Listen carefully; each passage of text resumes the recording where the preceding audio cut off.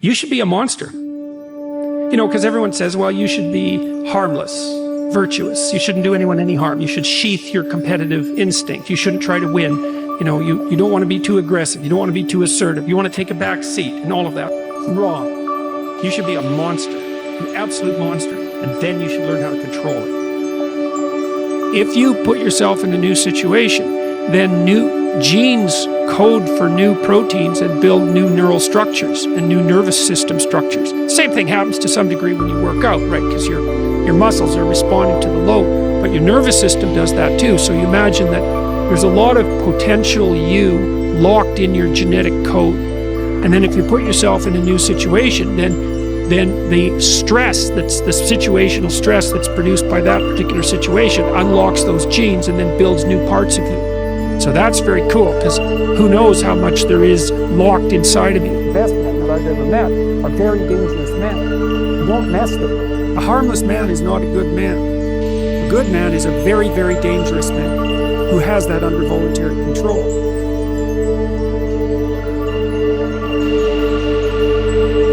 Women don't even like harmless men. They hate them. They like to claw them apart. You know, what women want are dangerous men who are civilized. And they want to help civilize them. That's Beauty and the Beast. You're harmless, you're not virtuous. You're just harmless.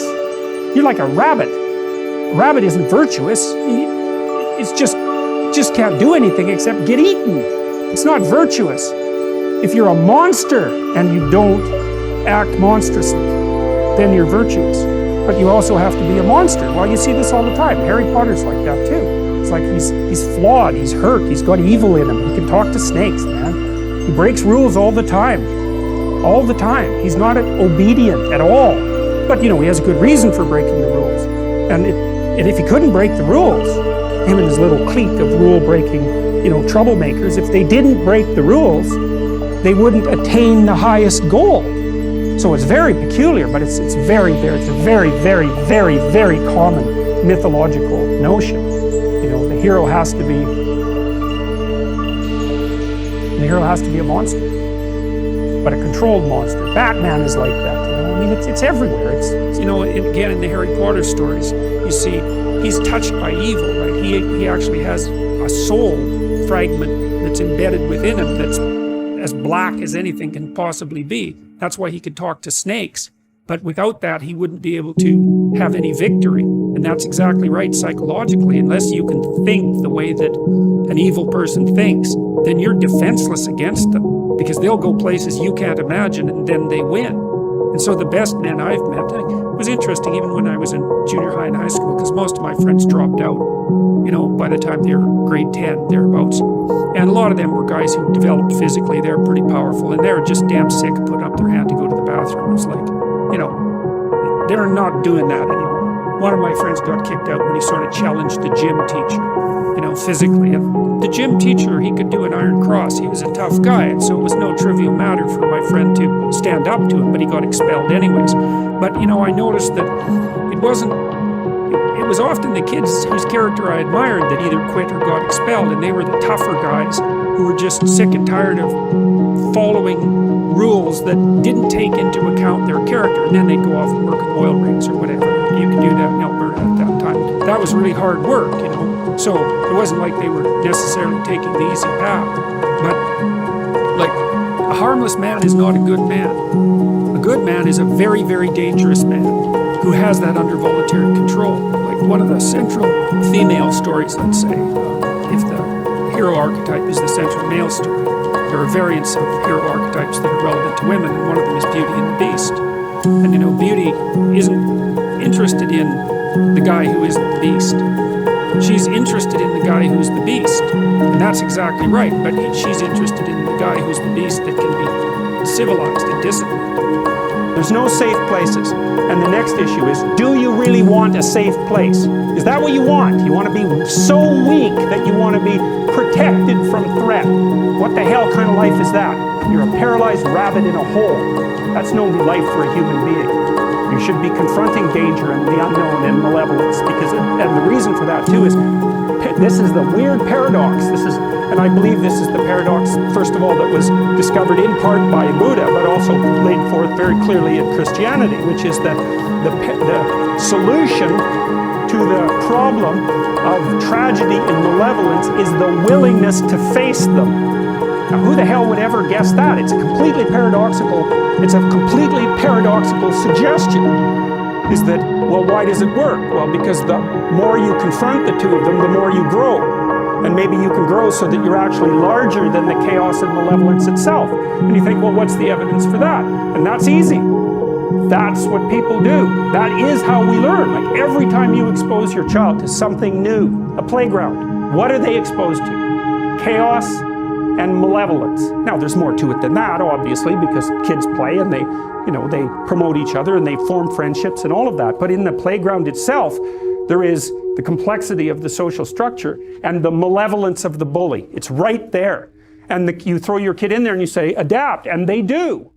Okay, so they can do it at a small scale. It's not trivial. The playground's a complicated place. The kid can adapt. Well, how much can you scale that up? Can you scale that up from the chaos and order and malevolence of the playground to chaos and order and malevolence itself? Well, that's the question. Well, I don't think there's any reason to answer that in the negative. So, because we don't know the full extent of a human being. And it is the problem that's worked out. So, in the Buddha story, for example, what happens after... So Buddha's world collapses in the same way that Adam and Eve's world collapses. It's a consequence of repetitive exposure to mortality and death. What happens to Buddha is he realizes that the little protected city that his father made for him, the walled garden, it's exactly the same motif that's in this Adam and Eve story, it's fatally flawed. That kind of protection cannot exist, and he discovers that in pieces, right? Which is exactly what happens to children, is that they go out, they discover a limit, they run back. And the parents can help them with the limit. They run out, they discover a limit, they run back. But at some point, they run out, they discover a limit, they run back, and the parents have nothing to say to them. Because they've hit the same limit that the parents hit. Just like, well, what are you going to do with your life? How are you going to operate in this archetypal universe? Well, your parents can only say, well, they can say you identify with the proper archetypal figures. They do that, they at least act that out for you, but at some point it's a problem that they cannot solve for you without making you weaker. Now, you can tell, I think one of the best, there's two pathways to the development of the shadow, and they're tightly allied with one another. The fundamental pathway is truth, and that's to face the bitter truth about yourself. But to break that down more particularly, you might think about that as the capacity to observe your own resentment. You're going to be resentful and bitter in many situations because you don't get what you want. And if you watch that resentment and bitterness, you'll see that it produces fantasies that can be unbelievably dark. And that can be very frightening, and you might not want to admit to yourself that you're actually capable of having fantasies like that, or impulses like that, or aggressive feelings like that. But the thing is that if those aggressive feelings and impulses and fantasies are integrated into your character, it's like you're opening up a dialogue with a part of yourself that can be very forceful and strong and dangerous. And it's really useful to be dangerous, because if you can be dangerous, you often don't have to be. And it's often weak people. For example, it's weak men, generally speaking, who rape. That's a very, very common occurrence, and that's a violent act, but it's born out of weakness, not out of strength, that's for sure. And so, anyways, you attend to your resentment honestly, and you observe yourself and what you're actually like. You got to pay attention as if you don't know yourself, as if you might harbor hidden devils.